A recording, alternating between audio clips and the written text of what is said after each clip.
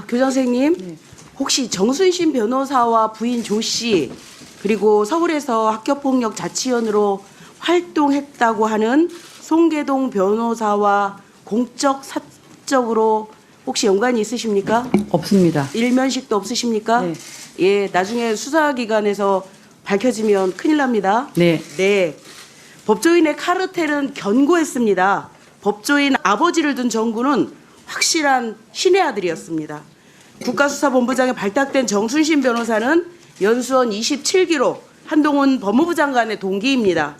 거기에 강제 전학이 부당하다고 재심을 청구한 정군의 어머니 조 씨의 법률 대리인도 연수원 27기인 송계동 변호사였습니다. 폭력으로 하나의 인생이 무너지는데 이 법조인들은 가해자 아들과 동기 아들을 구하겠다고 온갖 법기술을 이용해 강제 전학을 무마시키기도 했습니다. 개탄스럽습니다. 졸업 후 2년간 보존해야 하는 강제 전학 처분이 졸업과 동시에 삭제된 상황에 대해서 질문하겠습니다.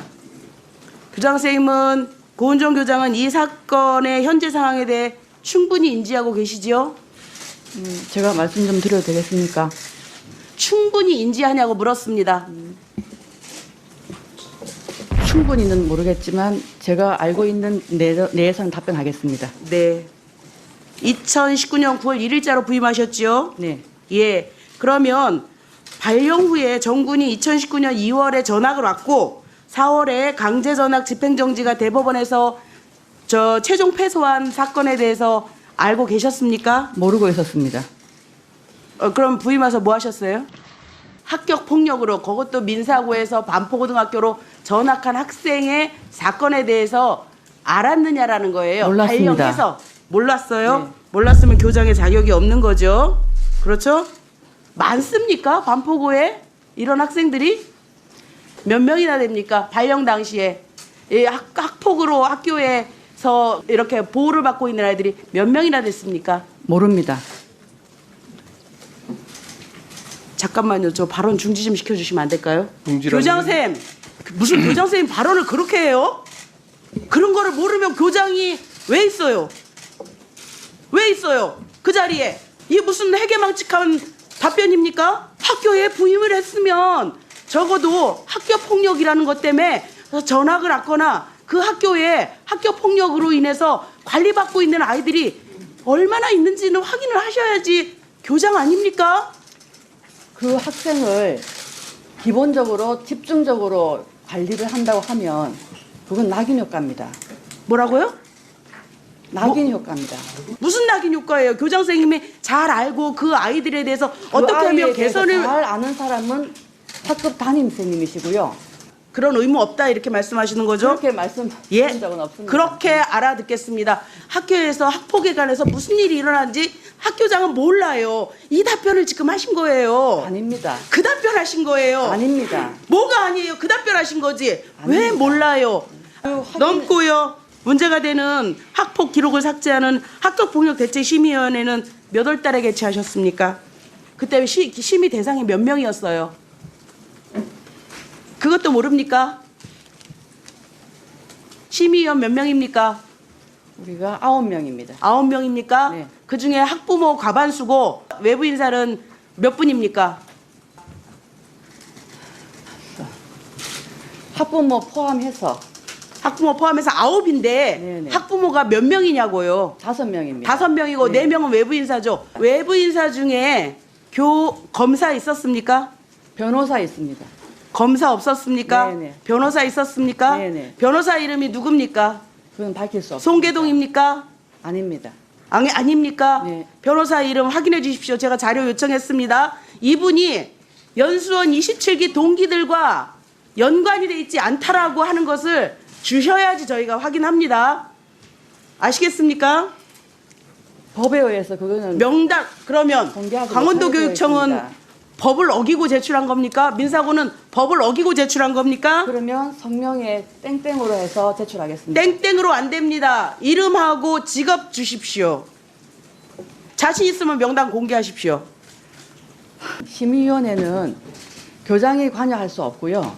그야말로 아는데요. 교장이 할 수 없는데 추후 보고 받으셨을 거 아닙니까? 네네. 그러니 심의위원회 제출된 서류가 무엇이 있었습니까?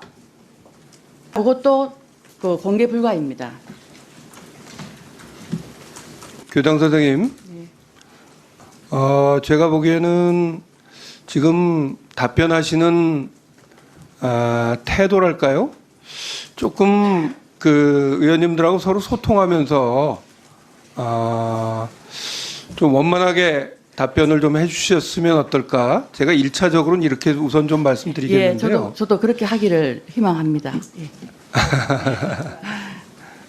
이 학생의 학폭 자치위 당시의 판정 점수를 보시면은요, 가해 학생의 반성 정도, 없음, 낮음, 화해 정도, 심사위원 전원이 없음입니다.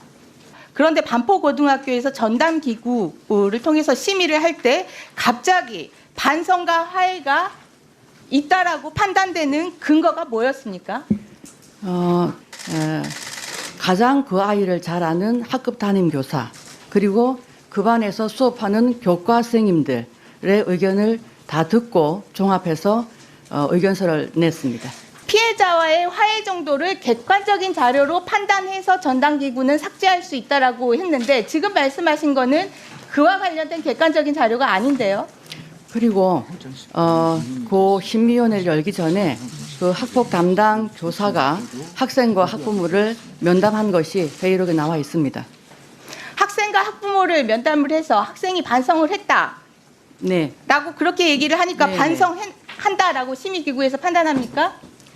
일단 심의기구에서는 만장일치로 삭제를 그러니까 그 결정을 했습니다. 객관적 자료가 뭔지, 뭘 보고 교장 선생님은 납득을 하셨는지, 그리고 지금까지 설명에 의하더라도 피해자와의 화해 정도는 전혀 나와 있지 않습니다.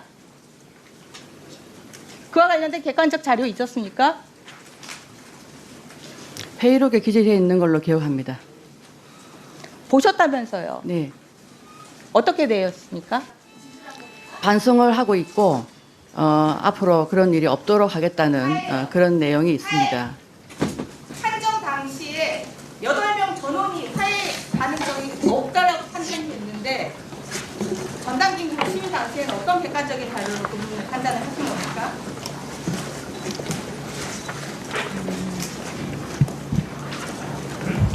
답변하세요. 네, 지금 찾고 있습니다.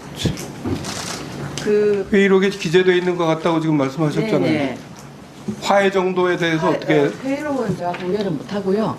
네? 그 회의록은 공개를 못 하고요. 있었다고 봤는데 그 자료는 국회에 못 줍니까? 어떻게 학생과- 교장 선생 말씀을 믿을 수가 있어요? 저도 답답합니다. 학생과 학부모의 동의가 있으면 공개를 하겠습니다. 아 참네. 이거 장관 차관도 좀 잘 들어주세요.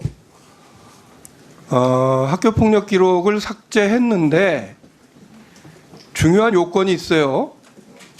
반성하느냐, 화해했느냐 하는데 그 중요한 입시를 앞두고 반성하냐고 물어보면 반성 안 한다고 답할 사람이 어디 있겠어요? 그런데 화해는 그것과 다르죠. 상호적인 거 아닙니까? 화해가 제대로 이루어졌는지 여부에 대해서는 도대체 뭘 가지고 판단을 했다는 건지 지금 교장 선생님 얘기는 자료는 공개 못 하겠는데 내가 본 것 같다. 우리가 이렇게 넘어갈 수가 없어요. 어떻게 생각하세요? 그 삭제를 하기 위해서는 폭력대책심의위원회 심의를 반드시 거치게 되어 있습니다. 내가 거기 그리고- 요건이 있잖아요. 네, 그 심의 내용 안에는 그 심의는 위원 9명으로 구성되어 있고요. 그 위원들이 서로 협의를 하는 겁니다. 그러니까 예. 반성은 본인한테 물어서 본인이 반성합니다 하면 뭐 사실 여부를 떠나서 그렇다 치고 화해는 어떻게 확인하느냐 말이에요. 화해는 상호적인 거 아니에요. 살펴보겠습니다. 확인해 보겠습니다. 반드시 살펴보시고 반드시 확인하시고 답을 꼭 하셔야 될 겁니다. 지금 어디가 빈틈인지 좀 보이십니까? 삭제를 위해서는 그 반성과 화해가 필요한데 제가 보기에는 그 과정이 제대로 안 된 상태에서 반성과 화해가 이루어졌다고 하고 삭제했다는 것으로 보여져요. 이게 뭔가 제도적 미비가 느껴지지 않으세요? 잠시 주목해 주시길 바랍니다. 구독자분들에게 특별 선물을 준비했는데요. 제가 항상 여러분들께 강조드리는 말씀이 있습니다. 이슈와 뉴스만 꾸준히 챙겨보셔도 충분히 돈을 벌 수 있다고 말씀드리는데요. 여기 보이시는 채널의 영상을 보시면 어떤 생각이 드나요? 그냥 눈에 보이시는 뉴스와 영상만 보시고 아무 생각이 없으신가요? 그렇다면 저는 잘못된 것이라고 말씀드리고 싶습니다. 그 이유가 무엇이냐면 제가 8월 초에 뭐라고 말씀드렸나요? 지금은 바이오에 관심을 가져야 한다라고 뉴스만 보고 넘기지 마시고 투자를 직접적으로 생각해봐야 한다고 말씀드렸는데요. 이런 썸네일들과 영상을 통해서 충분히 구독자님들께도 전달이 되셨을 겁니다. 이런 바이오 이슈가 되었을 때 부자들은 어떻게 생각할까요? 바이오 관련주는 무엇이 있는지, 어떤 종목이 가장 좋을지, 어디에 투자해야 돈이 몰릴 수 있는지 자연스럽게 생각한다고 말씀드렸습니다. 지난번에 구독자분들과 함께하는 주식으로 수익 내기를 진행했었는데요. 100% 무료로 진행을 했고 이 사진을 보시면 아시겠지만 구독에는 문자 메시지를 남겨주신 모든 시청자분들께 이렇게 바이오 관련주 중에 가장 급등할 확률이 높은 딱 한 종목을 드렸습니다. 8월 13일에 우정바이오를 추천을 드렸습니다.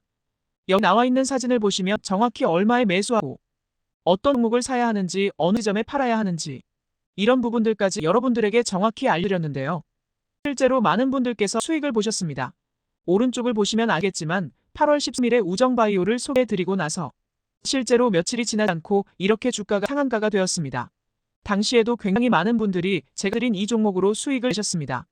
지난번과 똑같이 구독이라는 문자를 보내주시면 이번에 이슈가 되고 있는 주식 중에 앞으로 대장주의 구실을 면서 주가 가장 크게 상승할 한 종목을 시청자분들에게 문자로 종목명과 사고자 하는 시점을 모두 알려드리겠습니다.